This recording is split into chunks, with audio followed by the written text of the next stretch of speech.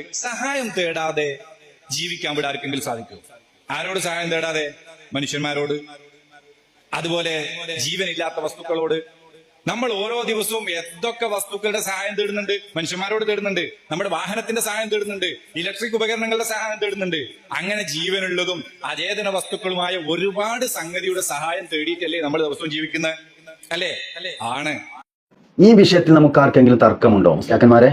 ഉണ്ടോ? ഇത് നിങ്ങൾ ആളുകളെ കബളിപ്പിക്കല്ലേ? ഈ സഹായാർത്ഥനയാണോ സലഫികൾ എവിടെയെങ്കിലും ശിർക്കാണെന്ന് പറഞ്ഞത്?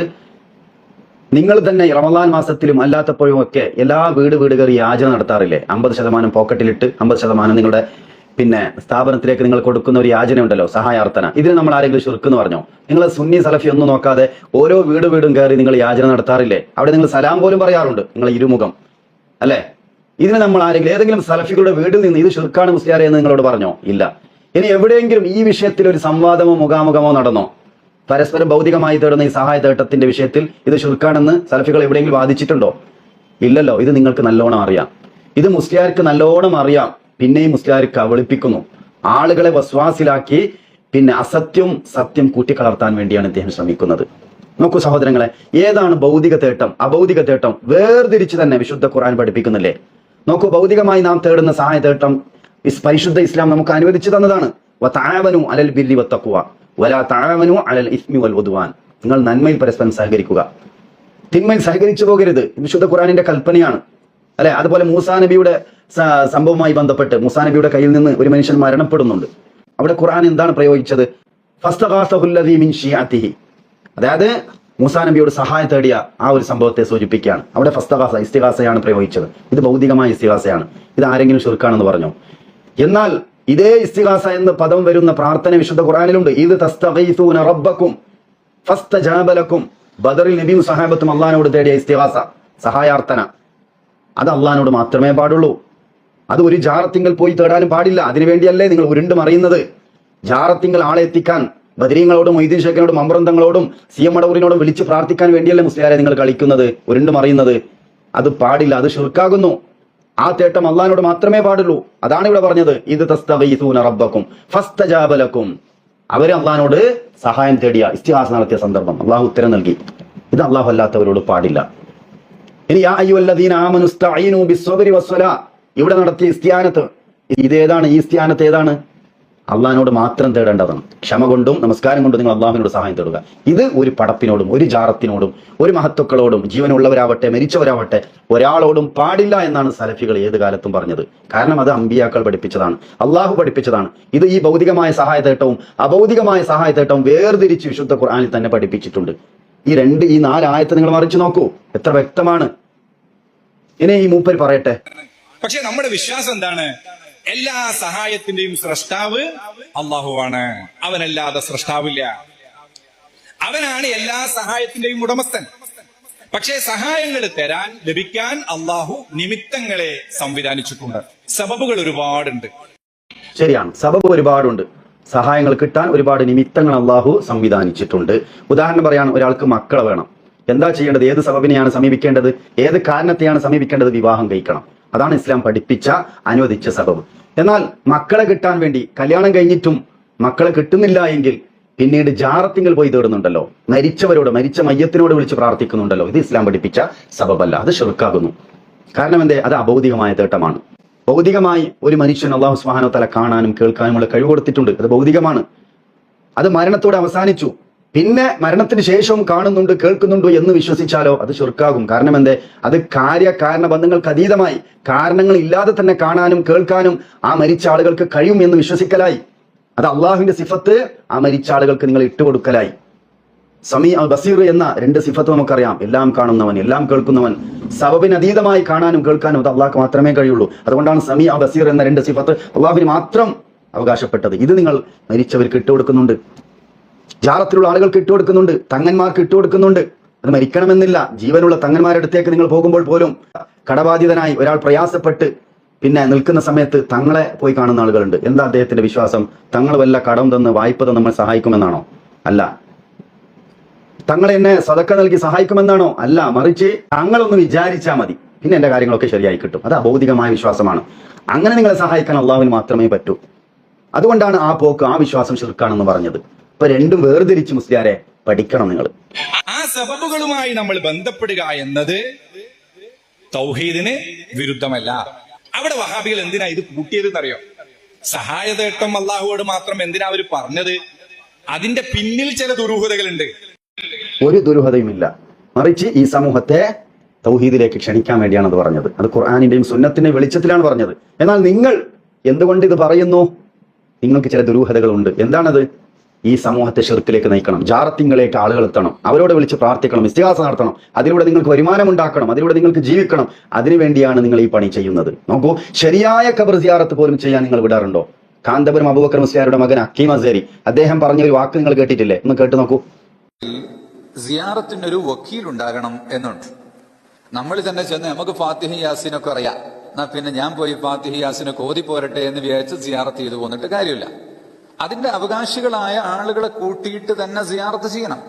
നമ്മളിപ്പോ ഒരു മസ്ജിദില് അവിടെ നമ്മളെ വല്യാപ്പന്റെ ഖബറുണ്ട്, അമ്മായിന്റെ ഖബറുണ്ട്. സിയാറത്തിന് പോകുമ്പോ ആ പള്ളിയിലെ അതിനെ മുക്കറിക്കാനെ കൂട്ടിയിട്ട് വേണം നമ്മൾ ദുആ ചെയ്യാൻ. എന്നിട്ട് അയാൾക്ക് എന്തെങ്കിലും കൊടുക്കണം. എനിക്ക് ഫാത്തിഹ യാസിനൊക്കെ അറിയാം, അതുകൊണ്ട് 500 റുപ്യ ലാഭിക്കാം എന്ന് കരുതിയിട്ട് നമ്മൾ സ്വന്തം സിയാറത്ത്. കേട്ടല്ലോ, സ്വന്തം മാതാപിതാക്കളുടെ ഖബർ സന്ദർശിക്കണമെങ്കിൽ മുഅദ്ദിനെ മുസ്ലിയാക്കന്മാരെ വിളിക്കണം, അവരുടെ പോക്കറ്റിൽ 500,000 ഇടണം, എങ്കിലേ അത് ശരിയാവുകയുള്ളൂ. നോക്കൂ, അവിടെ പോലും ഇവർ ചൂഷണം ചെയ്യുന്നുണ്ട്. ഇതിനു വേണ്ടിയാണ് ഈ സഹായത്തേട്ടം എന്നും പറഞ്ഞ് ഈ മുസ്ലിയാർ വന്നത്. ഇനി ഇവരുടെ ഈ സഹായത്തേട്ടത്തിന്റെ ഒരു കോലം കാണണ്ടേ? എന്താണ് ഈ സഹായത്തേട്ടം കൊണ്ട് ഇവർ ഉദ്ദേശിക്കുന്നത്? പച്ചയായി വിളിച്ച് പ്രാർത്ഥിക്കുകയാണ് സഹോദരങ്ങളെ. കണ്ടു നോക്കൂ. ഈ മജ്‌ലിസ് ഏറ്റെടുക്കണേ തങ്ങളെ, സ്വീകരിക്കണേ തങ്ങളെ, കബൂൽ ചെയ്യണേ തങ്ങളെ, ഇജാബത്തുള്ള മജ്‌ലിസാക്കണേ തങ്ങളെ. ലോകത്തിന്റെ നാനാഭാഗങ്ങളിലും ഞങ്ങളുടെ സഹോദരങ്ങൾ ആക്രമിക്കപ്പെടുകയാണ്. അങ്ങയുടെ തിരുതോട്ടം ഒന്ന് നൽകണേ നബിയേ.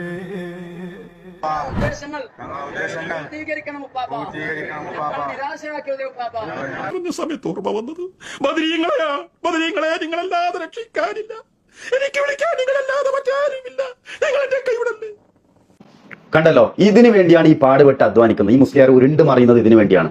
മമ്പുറം തങ്ങളെ കാക്കണേ, രക്ഷിക്കണേ, അള്ളാന്റെ റസൂലിനെ വിളിച്ച് പ്രാർത്ഥിക്കുകയാണ് അല്ലെ. അതുപോലെ സമുദ്രത്തിന്റെ നടുവിൽ പോലും കപ്പൽ മുങ്ങാൻ പോകുന്ന സമയത്ത് പോലും ബദരീങ്ങളെ വിളിച്ച് പ്രാർത്ഥിക്കുകയാണ്. മക്കയിലെ മുശ്രിക്കീങ്ങൾ പോലും അള്ളാഹിനോടാണ് ആ സമയത്ത് പ്രാർത്ഥിച്ചത്. അത്രത്തോളം ശിർക്ക് ചെയ്യിപ്പിക്കാൻ വേണ്ടിയാണ് ഈ ഇസ്തിഗാസ അല്ലെങ്കിൽ സഹായതേട്ടം എന്ന് പറഞ്ഞ് മുസ്ലിയാർ ഉരുണ്ട് മറിയുന്നത്. മനസ്സിലാക്കണം, ഇവർ എത്രത്തോളം അധപ്പതിച്ചിട്ടുണ്ട്. ഏതെങ്കിലും നബിയും സഹാബത്ത് പഠിപ്പിച്ചോ? എല്ലാ പ്രതിസന്ധി ഘട്ടത്തിൽ മഹാനായ ഇബ്രാഹിം നബി അലൈഹി സ്വലാം തീ കുണ്ടാരത്തിലേക്ക് വലിച്ചെറിയുന്ന സമയത്ത് ആരോടാണ് സഹായം തേടിയത്? അള്ളാഹുവിനോടാണ്. ഹസ്ബി അല്ലാഹു വ നിഅ്മൽ വക്കീൽ. മഹാനായ മൂസാ നബി അലൈഹി സ്വലാം അല്ലെ, എല്ലാ നിലക്കും ഭൗതികമായി സംവിധാനം അവസാനിച്ചു. പിറകിൽ ഫിർഔനും കൂട്ടരും, മുമ്പിൽ ചെങ്കടൽ. എന്താ പറഞ്ഞത്? ഇന്ന മഅഇ റബ്ബി സയഹ്ദീൻ. മഹാനായ യൂനുസ് നബി അലൈഹി സ്വലാം ആ മത്സ്യത്തിന്റെ വയറ്റിൽ ആരോടാണ് സഹായം തേടിയത്? ലാ ഇലാഹ ഇല്ലാ അൻത സുബ്ഹാനക ഇന്നി കുന്തു മിനൽ ളാലിമീൻ. മഹാനായ അയ്യൂബ് നബി അലൈഹി സ്വലാം രോഗം ബാധിച്ചുകൊണ്ട് ആരോടാണ് തേടിയത്? മഹാനായ യഅ്ഖൂബ് നബി അലൈഹി സ്വലാം സ്വന്തം മകൻ നഷ്ടപ്പെട്ട സമയത്ത് ആരോടാണ് പ്രാർത്ഥിച്ചത്? ഇന്നമാ അശ്കു ബസ്സി വഹുസ്നി ഇലല്ലാഹ്. അള്ളാഹുവിനോടാണ് വേവലാതി പറയുന്നത്. എന്നാൽ ഇവിടെ ഈ മുസ്ലിയാക്കന്മാർ ആരോടാണ് സഹായം തേടുന്നത്? അള്ളാഹിന്റെ റസൂലിനെ വിളിച്ച് ഇന്ന് പ്രാർത്ഥിക്കുന്നു. അതാണ് ഞാൻ ഈ ക്ലിപ്പിലൂടെ കാണിച്ചത്. മൗലൂദ് കിതാബിലൂടെ എത്ര വരികളുണ്ട് നബി തങ്ങളെ വിളിച്ച് പ്രാർത്ഥിക്കുന്നത്. അതാണ് ഇവരുടെ ഈ സഹായത്തേട്ടം. അത് അബൗദികമാണ്. ആ ഭൗതികമായ തേട്ടം അള്ളാഹിനോട് മാത്രമേ പാടുള്ളൂ. അതാണ് സലഫികൾ ഏത് കാലത്തും ഖുർആനിന്റെയും സുന്നത്തിന്റെയും വെളിച്ചത്തിൽ പറഞ്ഞത്. കാരണം ഈ വഹാബികളും പരസ്പരം അങ്ങോട്ടും ഇങ്ങോട്ടും സഹായം തേടുന്നുണ്ടല്ലോ, അല്ലേ? ഉണ്ട്, അവരവർ പരസ്പരമൊക്കെ സഹായം തേടുന്നുണ്ട്. അതൊന്നും ശിർക്കിന്റെ പരിധിയിൽ വരുന്നില്ല. പിന്നെ ഈ സഹായതേട്ടം അള്ളാഹുവോട് മാത്രം തന്നെ എവിടെ വരുന്നുള്ളൂ? നമ്മൾ മഹാന്മാരോട് ചോദിക്കുന്ന സഹായതേട്ടത്തിന്റെ അടുത്ത് എന്ത് വരുന്നുള്ളൂ? ഈ നിയമം കൊണ്ടുവരുന്നുള്ളൂ. അല്ല, അത് നിങ്ങൾ ദുർവ്യാഖ്യാനിച്ചതാണ്. മഹാന്മാരോട് ചോദിക്കൽ ശിർക്കെന്ന് എവിടെയും സലഫികൾ പറഞ്ഞിട്ടില്ല. മറിച്ച് മരിച്ചുപോയ മഹത്തുക്കളടുത്തേക്ക് ജാറത്തിങ്കൽ പോയി, ഉള്ളാളത്തങ്ങളുടെ ജാറത്തിങ്കൽ പോയി നിങ്ങൾ സ്വർഗം ചോദിക്കുന്നുണ്ട്, മക്കളെ ചോദിക്കുന്നുണ്ട്, രോഗം ശഫയാക്കാൻ വേണ്ടി ആവശ്യപ്പെടുന്നുണ്ട്. അതാണ് ശിർക്ക് എന്ന് പറഞ്ഞത്. അത് അഭൗതികമായ തേട്ടമാണ്. അത് മരിച്ചവരോടായാലും ജീവനുള്ള ആളോടായാലും അത് ശിർക്കാകുന്നത് അഭൗതികമായ തേട്ടമാണ്. അതാണ് നിങ്ങൾ നടത്തിയത്. നേരത്തെ കാണിച്ച ക്ലിപ്പിലൂടെ ഈ സമൂഹം കണ്ടല്ലോ, നേരത്തെ കാണിച്ച ആ ക്ലിപ്പിൽ കണ്ടല്ലോ, അത് അഭൗതികമായ തേട്ടമാണ്. അതാണ് ഞങ്ങൾ പറഞ്ഞത് ശിർക്കാണെന്ന്. മനസ്സിലായിക്കോളി. എന്താ കാരണം അറിയോ? നമ്മൾ മഹാന്മാരോട് സഹായം തേടുന്നതിന്റെ പിന്നിൽ ഒരു മഹബത്തുണ്ട്. ഒരു മഹബത്തുണ്ട്. മഹാന്മാരോടുള്ള തേട്ടം എല്ലാവരോടും നമ്മൾ തേടൂലല്ലോ, മഹാന്മാരോടല്ലേ തേടുള്ളൂ. അത് ഉദ്കുർ അഹബ്ബന്നാസ്, അവിടെ ഒരു മഹബത്തിന്റെ വിഷയം വരുന്നുണ്ട്. ആ മഹബത്ത് ഉണ്ടാകുമ്പോൾ അത് നമ്മുടെ ആത്മീയ വളർച്ചയ്ക്ക് കാരണമാണ്. ഈ മഹബത്താണ് നിങ്ങളെ ശിർക്കിലേക്ക് എത്തിച്ചത്. മഹബത്ത് ഇസ്ലാമിലുണ്ട്. അതെങ്ങനെയാണ് ഒരാളെ സ്നേഹിക്കേണ്ടത്, മഹബത്ത് വെക്കേണ്ടത്, അള്ളാഹിനെ സ്നേഹിക്കേണ്ടത് എങ്ങനെയാണ്? ഖുൽ ഇൻ കുൻതും തുഹിബ്ബൂന അല്ലാഹ്, നിങ്ങൾ അള്ളാഹുവിനെ ഇഷ്ടപ്പെടുന്നവരാണെങ്കിൽ ഫത്തബിഊനി, അള്ളാഹിന്റെ റസൂലിനെ നിങ്ങൾ പിൻപറ്റണം. അങ്ങനെയാണ് അള്ളാഹിനെ ഇഷ്ടപ്പെടേണ്ടത്. മഹത്തുക്കളെ സ്നേഹിക്കേണ്ടത് എങ്ങനെയാണ്? അവരുടെ പാത പിൻപറ്റിയിട്ടാണ്. എന്നാൽ അമിതമായി അവരെ സ്നേഹിച്ച് അവസാനം ആരാധനയിലേക്ക് എത്തുന്നുണ്ട്. അതാണ് ശിർക്ക് എന്ന് പറഞ്ഞത്. ശുദ്ധ ഖുർആനിൽ പറഞ്ഞല്ലോ, ഒമിനൻ നാസി മൻ യത്തഖിദു മിൻ ദൂനില്ലാഹി അൻദാദൻ യുഹിബ്ബൂനഹും കഹുബ്ബില്ലാഹ്. ചില ആളുകൾ പിന്നെ അള്ളാഹുവിൽ പങ്കാളികൾ ഉണ്ടാക്കും. എങ്ങനെയാണ് ഉണ്ടാക്കുന്നത്? യുഹിബ്ബൂനഹും കഹുബ്ബില്ലാഹ്, അള്ളാഹിനെ ഇഷ്ടപ്പെടുന്നത് പോലെ മറ്റുള്ളവരെ ഇഷ്ടപ്പെടും. ബദരീങ്ങളെ, മഹത്തുക്കളെ, മമ്പറന്തങ്ങളെ, ഉള്ളാളത്തങ്ങളെ ഇവർ ഇഷ്ടപ്പെടുന്നുണ്ട്. അള്ളാഹിനെ സ്നേഹിക്കുന്നത് പോലെ അള്ളാഹിനോട് ചോദിക്കുന്ന കാര്യങ്ങളൊക്കെ ഇവിടെ പോയി ചോദിക്കും. ബദരീങ്ങളെ എനിക്ക് മക്കളെ തരണേ, മമ്പറന്തങ്ങളെ മക്കളെ തരണേ.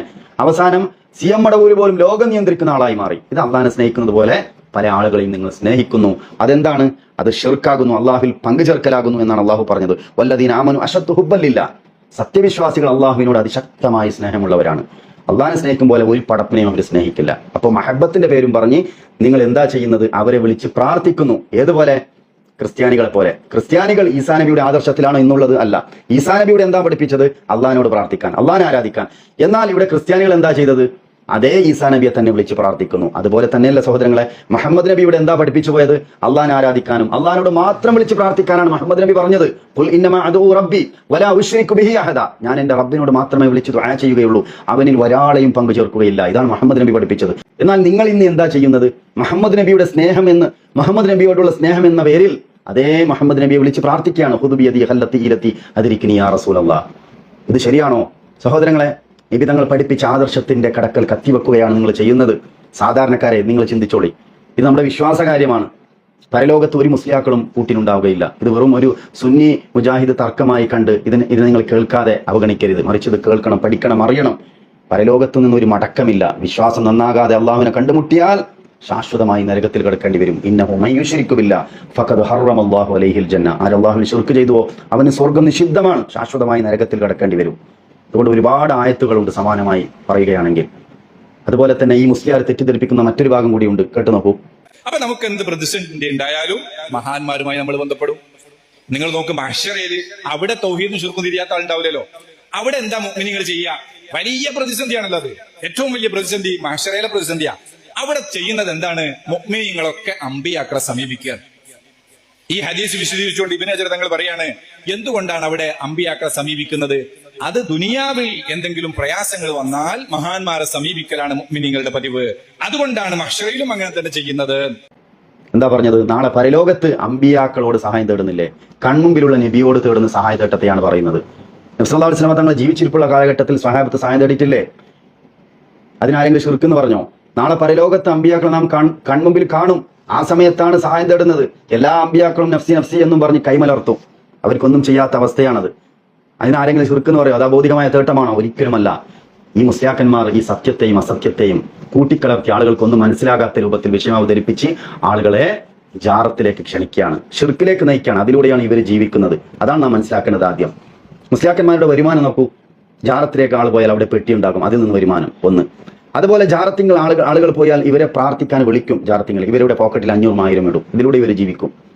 അതുപോലെ ഒരുപാട് അബോധികമായ കഴിവ് ഇവർക്ക് ഉണ്ട് എന്ന് ഇവർ വരുത്തി തീർക്കും. ഒരുപാട് കള്ളക്കറാമത്തുകൾ പ്രചരിപ്പിച്ച് ആളുകളെ ഇവരടുത്തേക്ക് എത്തിക്കും. ഒരുപാട് ആറ്റക്കോയ കേൾക്കുന്നുണ്ടല്ലോ. ആറ്റക്കോയ എന്ന് പറയുന്ന ഒരുപാട് സോഷ്യൽ മീഡിയ ഒക്കെ കണ്ടതാണ്. അദ്ദേഹത്തിന്റെ അടുക്കൽ ആളുകൾ എത്താനുള്ള കാരണം എന്തേ? അദ്ദേഹത്തിന് ഒരു അബോധികമായ കഴിവുണ്ട് എന്ന് വിശ്വാസമുണ്ട് പല ആളുകളും. അതിലൂടെ അദ്ദേഹം കോടികൾ സമ്പാദിക്കുന്നുണ്ട്. ഈ ആത്മീയ ചൂഷണമാണ് ഇവർ ചെയ്യുന്നത്. അതിലേക്കാണ് ഇവർ അഡ്വർടൈസ് ചെയ്ത് ചെയ്യുന്നത്. പരസ്യമാണ് ഇവരുടെ ഈ സംസാരമൊക്കെ. അതുകൊണ്ട് സഹോദരങ്ങളെ, ഖുർആനിൽ നിന്നും സുന്നത്തിൽ നിന്നും ദീൻ പഠിക്കുക. ശരിയായ വിശ്വാസം അമ്പിയാക്കളും